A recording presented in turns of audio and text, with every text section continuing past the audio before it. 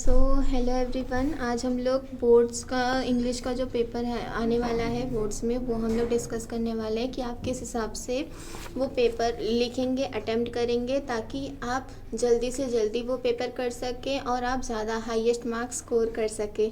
So let's start. तो अब सबसे पहले जो है लैंग्वेज स्टडी वाला पार्ट सेक्शन 1, जो कि आपका ग्रामर सेक्शन भी होता है। तो ग्रामर सेक्शन अगर आप अटेम्प्ट कर रहे हैं तो सबसे पहले आप देखिए कि उसमें से आपको कौन कौन से क्वेश्चंस हैं जो आपको बहुत अच्छे से आ रहे हैं। मतलब आप देखें और उसको पता चल जाए कि हाँ ये मैं कर सकता हूँ या कर सकती हूँ, तो वो आपके लिए बेटर रहेगा। और आप वो क्वेश्चन फटाफट से करके, और जो क्वेश्चन नहीं आ रहे वो तुरंत स्किप करते जाइए। मतलब क्वेश्चन नंबर लिख दीजिए और उसके लिए स्पेस छोड़ दीजिए, देन नेक्स्ट आगे बढ़ना स्टार्ट कर दो।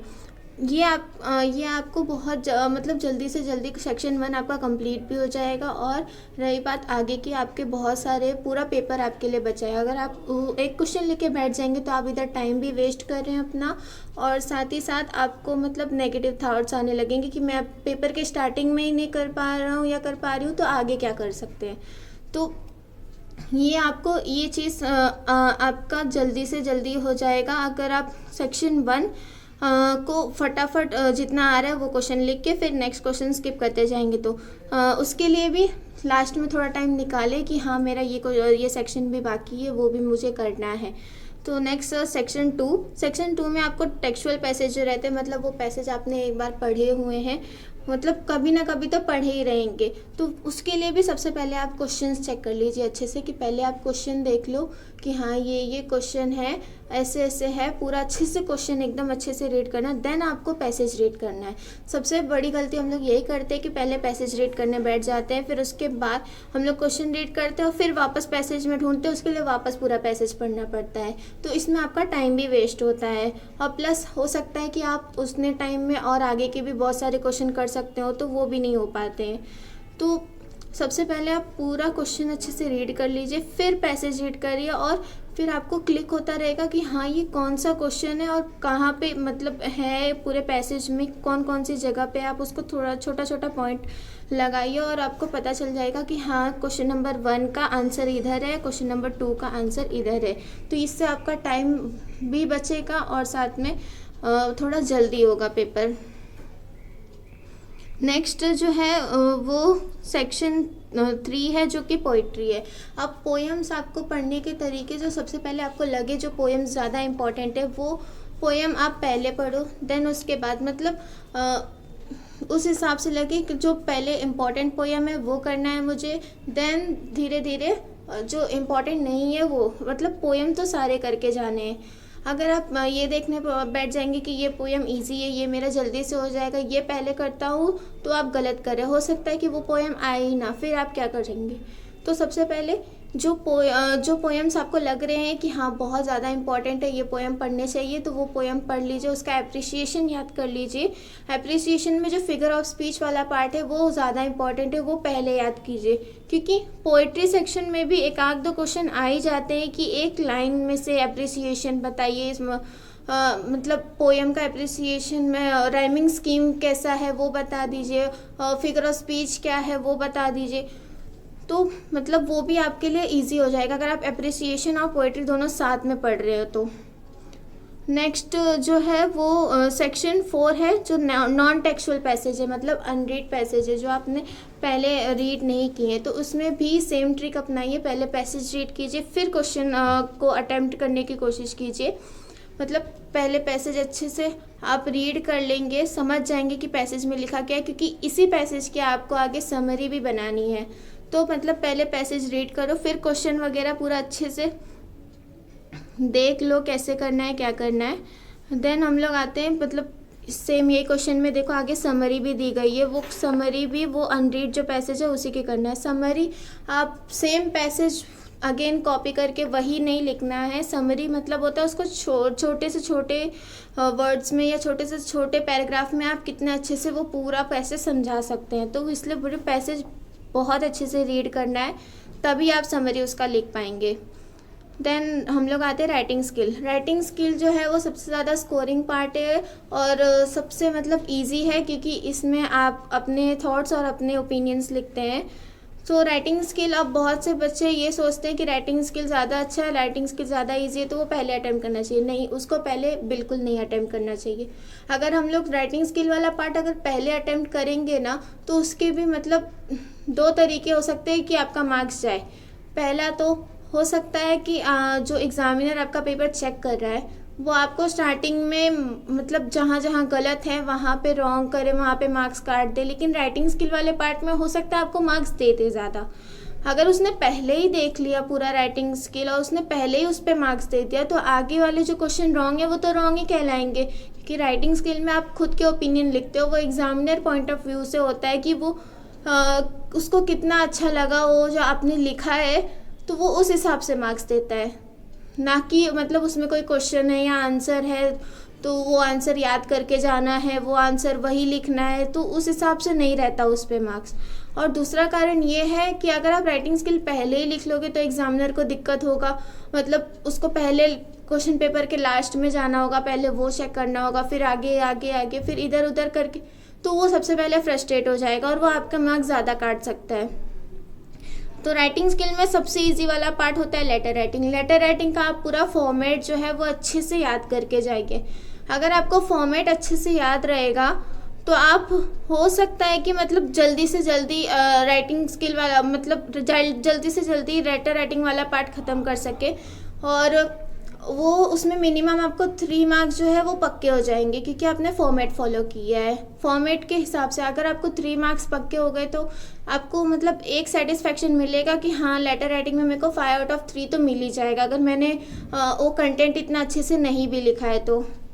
फिर नेक्स्ट होता है क्वेश्चन नंबर 6, इंफॉर्मेशन ट्रांसफ़र वाला पार्ट। उसमें भी 2 क्वेश्चन आते हैं, मतलब एक वर्बल टू नॉन वर्बल वाला पार्ट और वो नॉन वर्बल टू वर्बल, इन दोनों में से कोई एक करना रहता है।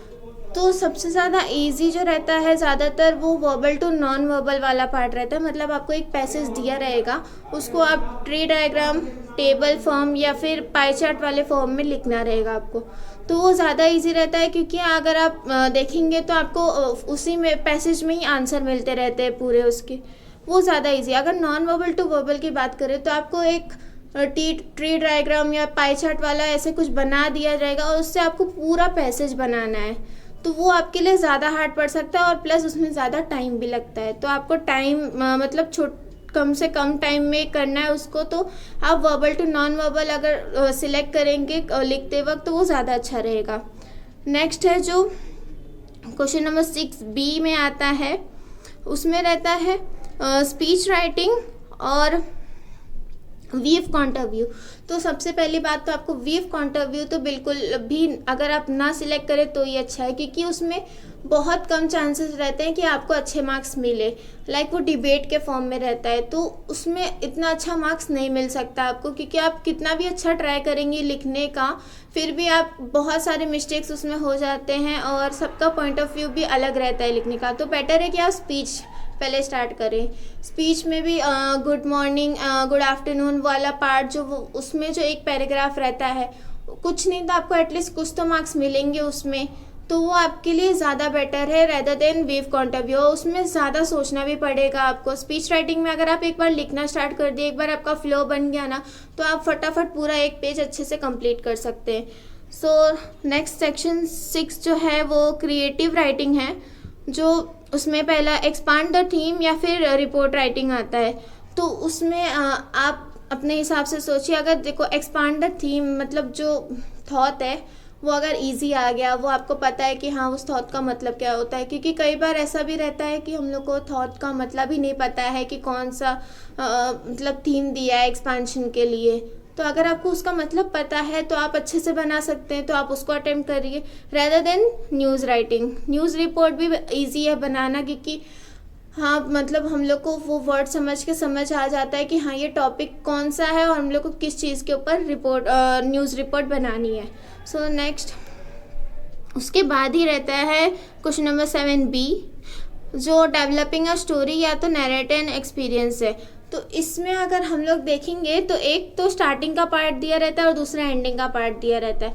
अगर आप स्टार्टिंग के पार्ट से शुरू करेंगे ना तो वो आपके लिए ज़्यादा बेनिफिशियल रहेगा, क्योंकि आपको ऑलरेडी पता है ज़्यादा से ज़्यादा क्या दिया सकता है। वो वंस अपॉन अ टाइम दिया रहेगा, या फिर it was a hot day, या फिर कोई नाम दे के फिर आगे स्टार्ट हुआ रहेगा। तो उससे आप पूरा मतलब कहानी अपने हिसाब से बना सकते हैं अच्छे से।